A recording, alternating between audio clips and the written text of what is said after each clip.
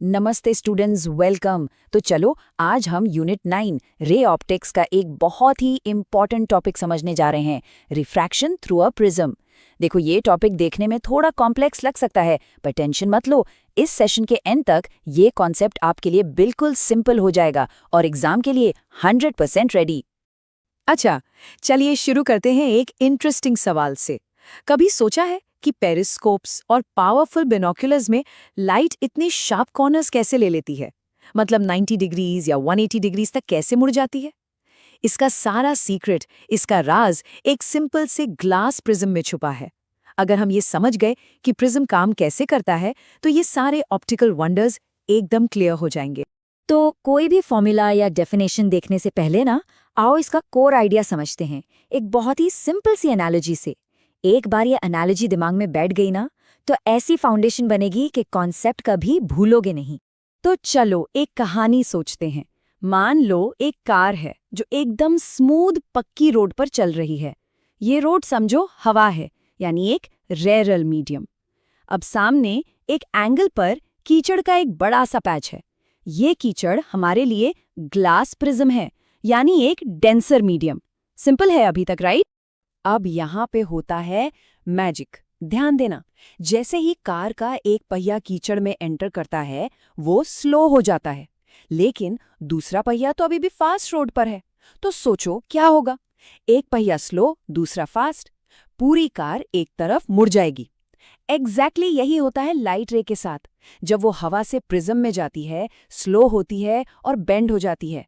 बस इसी बेंडिंग को हम रिफ्रैक्शन कहते हैं। ओके, अब कार कीचड़ से बाहर आ रही है, तो जो पहिया पहले बाहर निकलेगा वो रोड पर आते ही फिर से फास्ट हो जाएगा, जबकि दूसरा पहिया अभी भी धीरे धीरे कीचड़ में ही है। इस स्पीड के फर्क से कार एक बार फिर से मुड़ जाती है। बिल्कुल सेम, जब लाइट रे प्रिज्म से बाहर हवा में निकलती है, वो फिर से बेंड होती है। मतलब प्रिज्म में 2 बार रिफ्रैक्शन हुआ, एक बार एंटर करते वक्त और दूसरी बार बाहर निकलते वक्त। अच्छा, तो काम और कीचड़ वाली एनालॉजी तो समझ आ गई ना? परफेक्ट। चलो अब चलती हैं एग्जाम सेफ जोन में। यहाँ हम एग्जैक्ट एनसीईआरटी डेफिनेशंस और फॉर्मूलाज देखेंगे, जो एग्जाम में पूरे मार्क्स दिलाने के लिए ज़रूरी है। बिल्कुल फोकस करना, यहाँ पे एक भी मार्क नहीं कटना चाहिए। ये देखो, ये है एनसीईआरटी का ऑफिशियल डायग्राम। हाँ, मानता हूँ पहली बार में थोड़ा कॉम्प्लिकेटेड लग सकता है, पर आओ इसको तोड़ते हैं। बस इतना देखो, एक लाइट रे आ रही है, प्रिज्म के अंदर से जा रही है और फिर बाहर निकल रही है। इस पूरी जर्नी में कुछ इंपॉर्टेंट एंगल्स बन रहे हैं। ए है एंगल ऑफ द प्रिज्म, आई है एंगल ऑफ इंसिडेंस, ई है एंगल ऑफ इमर्जेंस, और ये जो सिंबल है डेल्टा, ये है एंगल ऑफ डिविएशन। तो जल्दी से इनको पक्का कर लेते हैं। आई मतलब एंगल ऑफ इंसिडेंस, यानी जिस एंगल पर लाइट आई। ई मतलब एंगल ऑफ इमर्जेंस, जिस एंगल पर लाइट बाहर गई। ए है एंगल ऑफ द प्रिज्म, और सबसे इंपॉर्टेंट, इस कहानी का हीरो डेल्टा, यानी डेल्टा, ये है एंगल ऑफ डेविएशन, कि लाइट रे अपने ओरिजिनल रास्ते से टोटल कितना मुड़ी। अच्छा, अब आता है पहला जरूरी फॉर्मूला। प्रिज्म के अंदर जो 2 रिफ्रैक्शन एंगल्स बन रहे हैं, R1 और R2, उनका जोड़, उनका सम हमेशा प्रिज्म के एंगल ए के बराबर होगा। ये एक रूल है, बस इसे याद रखना है। R1 + R2 = A। और ये है इस पूरे टॉपिक का मास्टर फॉर्मूला। अगर आपसे पूछा जाए कि टोटल डिविएशन यानी डेल्टा कितना है, तो हिसाब बहुत सिंपल है। आने वाला एंगल यानी I प्लस बाहर जाने वाला एंगल यानी A, इन दोनों को जोड़ दो और उसमें से प्रिज्म का एंगल A माइनस कर दो। बस इतना ही है।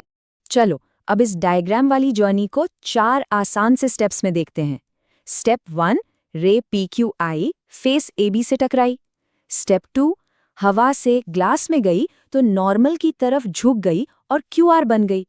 स्टेप 3, यही रे QR अब दूसरी फेस AC से टकराई। स्टेप 4, ग्लास से वापस हवा में आई तो नॉर्मल से दूर भागी और RS बन के निकल गई। इतना सिंपल है इसका सफर। चलो फटाफट एक छोटा सा सवाल करते हैं, बिल्कुल एग्जाम में आने वाला।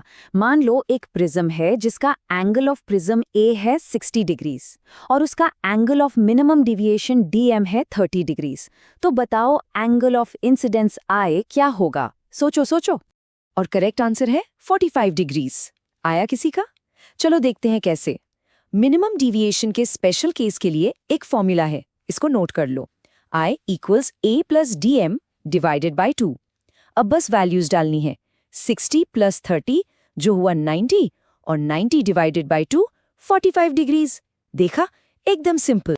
अच्छा, अब आते हैं सबसे जरूरी हिस्से पर, वो गलतियां जो एग्जाम में चुपके से आपके मार्क्स काट लेती हैं। इन्हें कहते हैं साइलेंट किलर्स। इन्हें ध्यान से सुनो ताकि आपसे ये गलती बिल्कुल ना हो। मिस्टेक नंबर 1, बहुत स्टूडेंट्स को लगता है कि प्रिज्म के अंदर वाली रे हमेशा बेस के पैरेलल होती है। नहीं, ये गलत है। ये बात अपने दिमाग में लॉक कर लो। वो रे बेस के पैरेलल सिर्फ और सिर्फ एक स्पेशल केस में होती है, जब एंगल ऑफ मिनिमम डिविएशन हो, हमेशा नहीं। और मिस्टेक नंबर 2, अक्सर एंगल ऑफ डेविएशन डेल्टा और एंगल ऑफ इमर्जेंस ई में कंफ्यूजन हो जाता है, पर ये दोनों अलग हैं। ऐसे समझो, ई तो बस गेट से निकलने का एंगल है, लेकिन डेल्टा पूरी जर्नी का नेट चेंज है, टोटल बेंड। इसीलिए इनका फॉर्मूला भी अलग है। चलो, अब सब कुछ समेट लेते हैं, देखते हैं कि ये टॉपिक आगे कैसे जुड़ता है और एक क्विक रिवीजन करते हैं ताकि सब कुछ याद रहे। अब एक मजेदार बात, ये जो सिंपल सा प्रिज्म है ना, जिसके बारे में हमने पढ़ा कि वो लाइट को बेंड करता है, इसके पास एक और सुपर पावर है, एक और जादू है।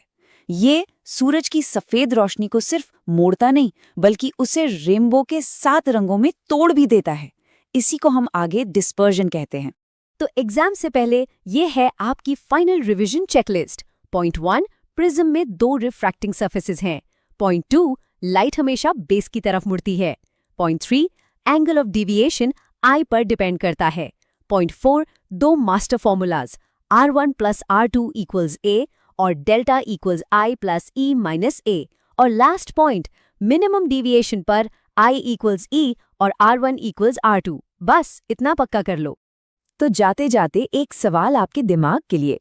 अब हम ये तो जान गए हैं कि प्रिज्म एक लाइट रे को बेंड करता है, तो सोचना कि वो एक सिंगल व्हाइट लाइट की रे को रेनबो के 7 अलग-अलग रंगों में स्प्लिट कैसे कर पाता है। इसका जवाब हम अपने अगले सेशन में ढूंढेंगे। सोचते रहिए।